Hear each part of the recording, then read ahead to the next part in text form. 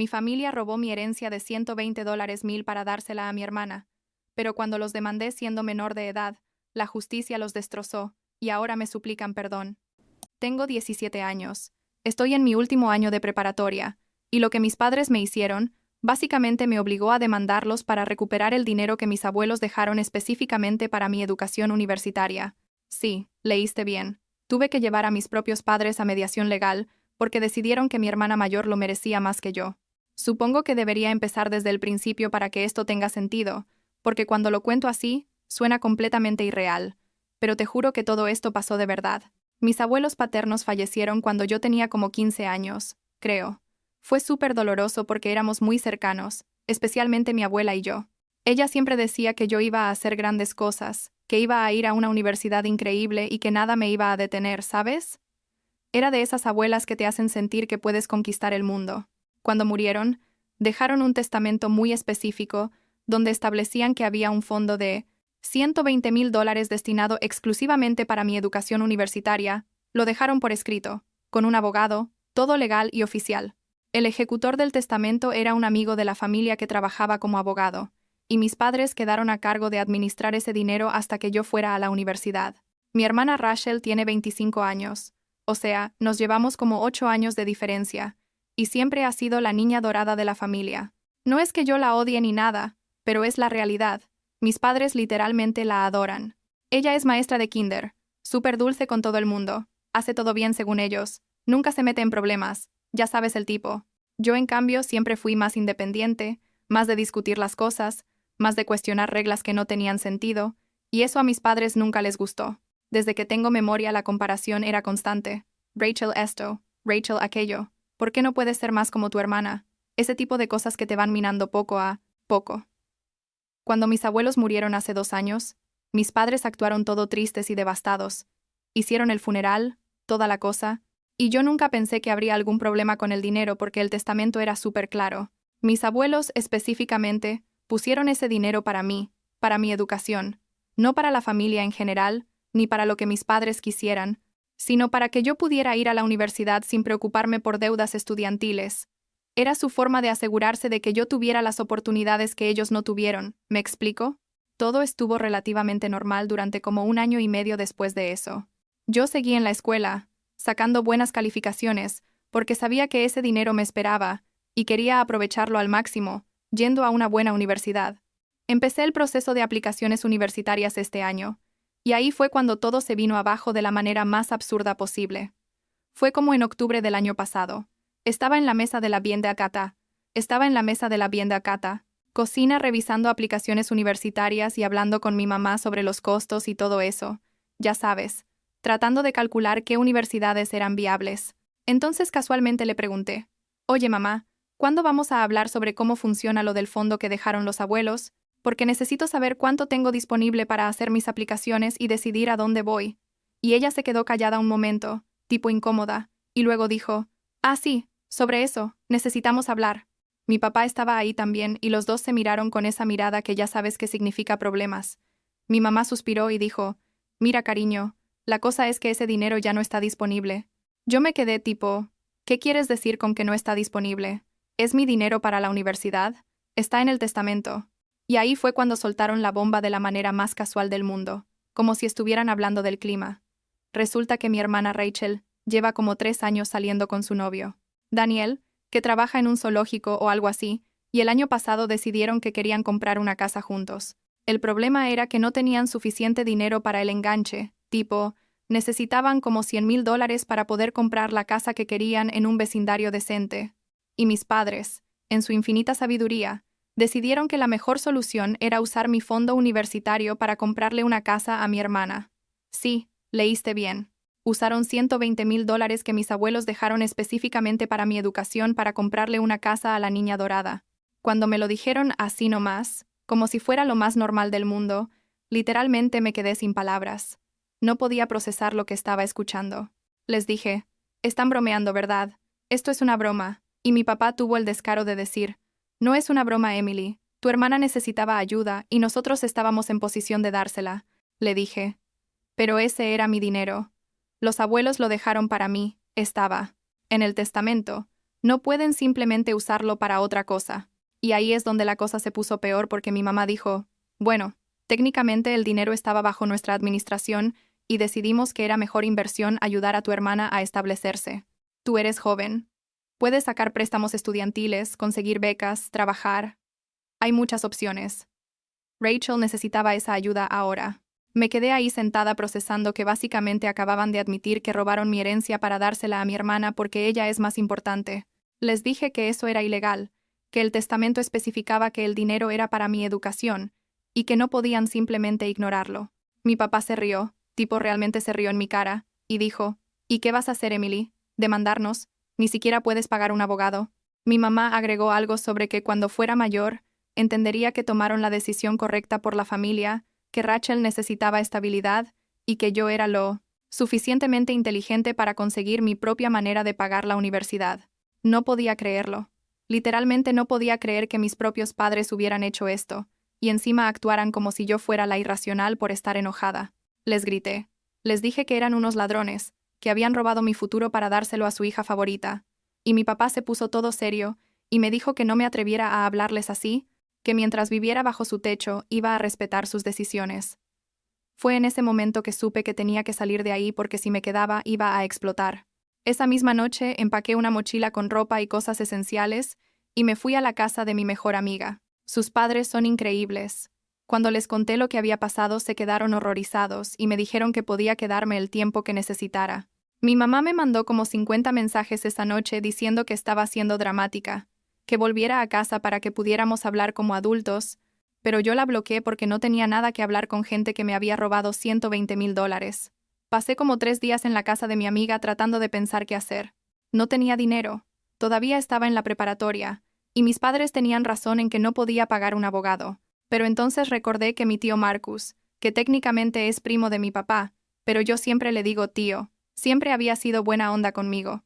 Él vive en otro estado y no lo veo seguido, pero siempre fue de los que me apoyaba y me preguntaba cómo iba con la escuela y esas cosas. Decidí arriesgarme y le mandé un mensaje por Facebook explicándole toda la situación.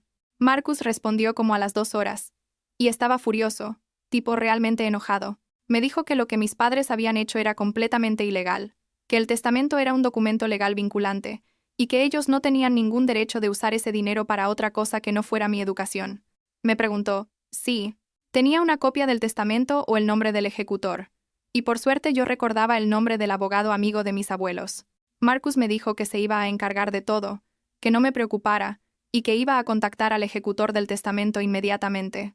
Resulta que Marcus es contador, pero tiene muchos contactos en el mundo legal, y cuando contactó al ejecutor del testamento, y le contó lo que había pasado, el tipo se puso blanco según me contó Marcus después. El ejecutor no tenía ni idea de que mis padres habían usado el dinero para otra cosa. Aparentemente mis padres le habían dicho que el dinero seguía en una cuenta de ahorros esperando a que yo fuera a la universidad.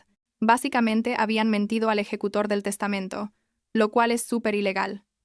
El ejecutor inmediatamente inició el proceso legal para recuperar el dinero. Marcus me explicó que como el testamento era muy específico sobre el uso del dinero, mis padres habían cometido algo que se llama malversación de fondos fiduciarios o algo así. No recuerdo el término exacto, pero básicamente que sí. Habían robado mi herencia y podían meterse en serios problemas legales. Marcus incluso me ofreció pagar los honorarios de un abogado si era necesario, pero el ejecutor dijo que él podía manejar el caso porque era parte de sus responsabilidades asegurarse de que el testamento se cumpliera. Cuando mis padres se enteraron de que había iniciado acciones legales, la cosa se puso intensa. Empezaron a mandarme mensajes todos los días, primero enojados diciendo que cómo me atrevía a arrastrar a la familia por el lodo, que estaba siendo una malagradecida, que después de todo lo que habían hecho por mí así les pagaba. Luego los mensajes cambiaron a intentos de manipulación emocional, tipo, tu hermana está devastada, ¿cómo puedes hacerle esto a la familia? Los abuelos no hubieran querido que nos peleáramos así. Ignoré todos los mensajes porque ya sabes que, ellos, empezaron esto cuando decidieron robarme. Marcus también me ayudó a encontrar un departamento pequeño que podía pagar con el trabajo de medio tiempo que conseguí en una cafetería. Mi compañera de cuarto se llama Sophie. Es estudiante universitaria, y necesitaba a alguien que compartiera la renta, así que funcionó perfecto. Marcus incluso me ayudó con el depósito y el primer mes de renta, diciéndome que se lo podía pagar cuando recuperara mi dinero, pero que lo importante era que tuviera un lugar seguro donde quedarme lejos de mis padres. El proceso legal fue más largo de lo que esperaba. La primera sesión de mediación fue como en diciembre, creo, tipo 2 meses después de que todo explotó. Fue súper incómodo porque era la primera vez que veía a mis padres desde que me fui de la casa. Estaban ahí con su propio abogado. Yo estaba con el ejecutor del testamento y Marcus, y había un mediador profesional tratando de resolver todo sin tener que ir a corte. Mis padres intentaron toda clase de argumentos absurdos. Dijeron que habían usado el dinero con buenas intenciones, que pensaban que ayudar a Rachel a comprar una casa era una mejor inversión que mandarlo a la universidad, que yo era lo suficientemente inteligente para conseguir becas y que Rachel necesitaba más ayuda. El ejecutor básicamente dijo que nada de eso importaba, porque el testamento era claro, el dinero era para mi educación universitaria y punto. No había espacio para interpretación o decisiones basadas en opiniones personales. Les dije directamente, mirándolos a los ojos, que quería los $120,000 de vuelta inmediatamente, que no me importaba cómo lo consiguieran, pero que ese era mi dinero y lo necesitaba para la universidad. Mi papá tuvo el descaro de decir que no podían simplemente quitarle la casa a Rachel, que ella y Daniel ya habían hecho mejoras y que sería injusto. Tipo, ¿en serio?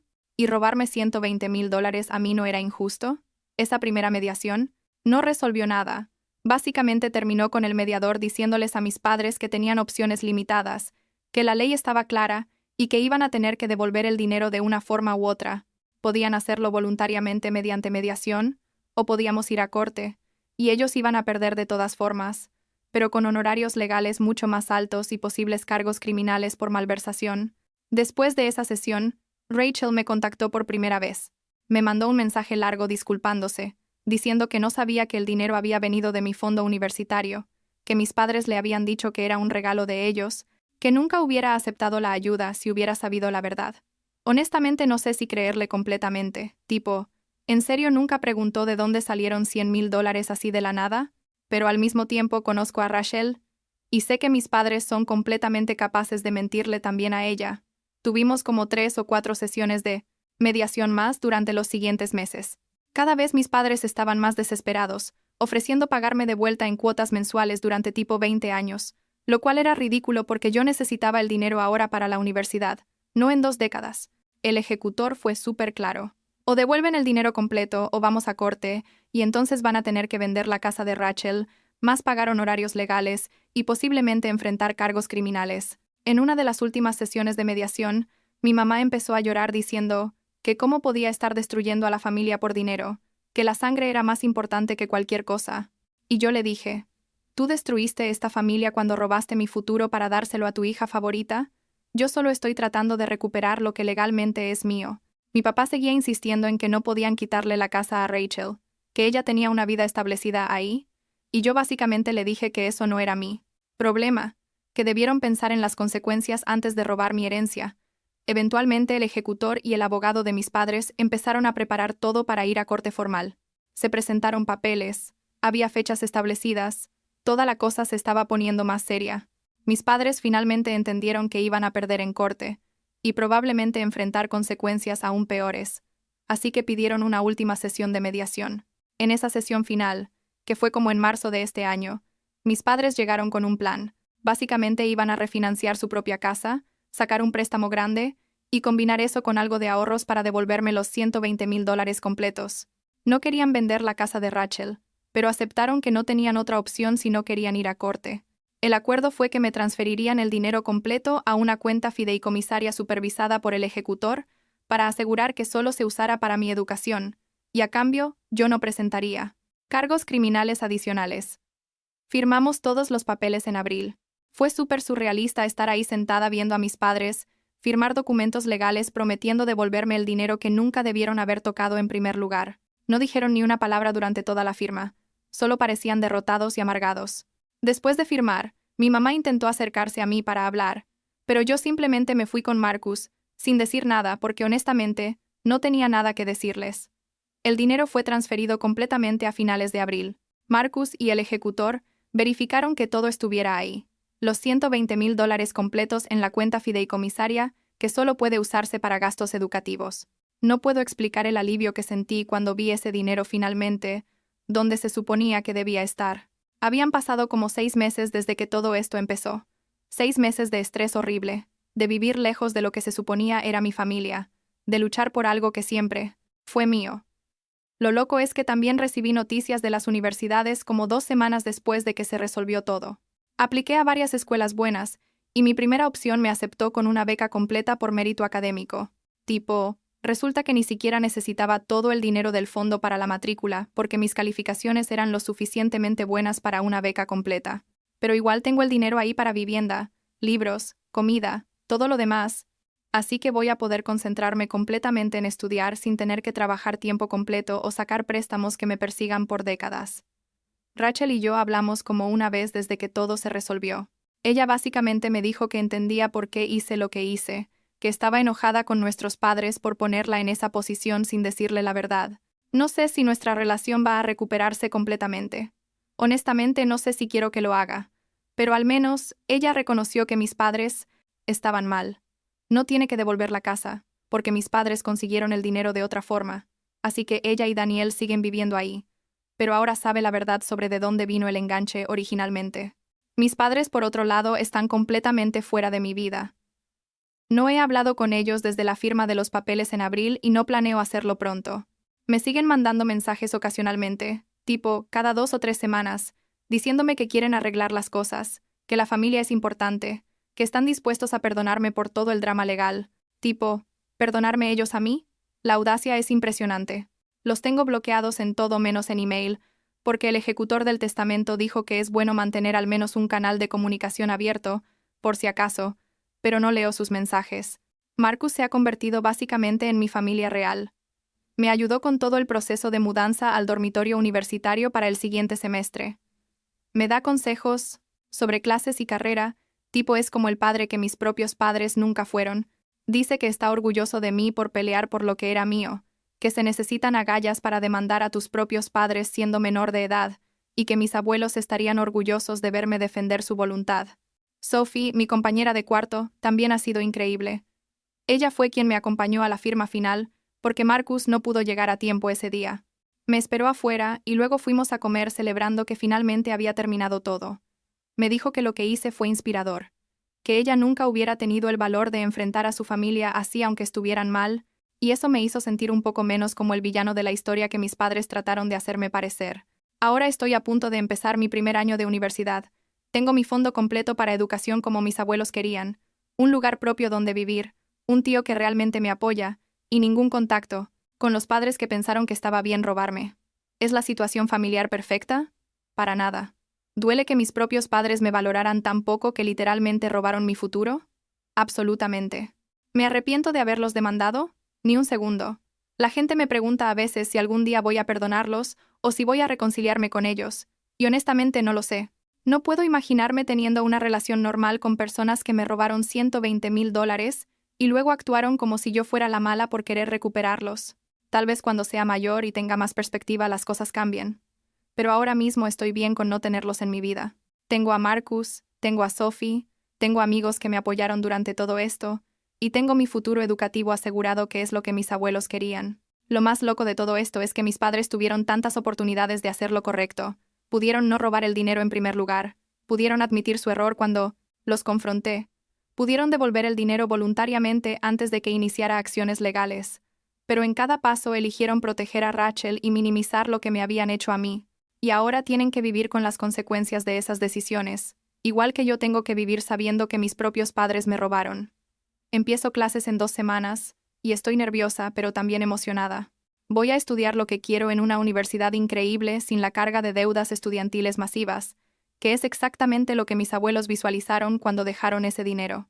A veces pienso en ellos y en cómo se sentirían sabiendo que tuve que pelear tan duro para que su voluntad se respetara, y creo que estarían orgullosos de que no me rendí, de que defendí lo que era correcto, aunque fuera difícil.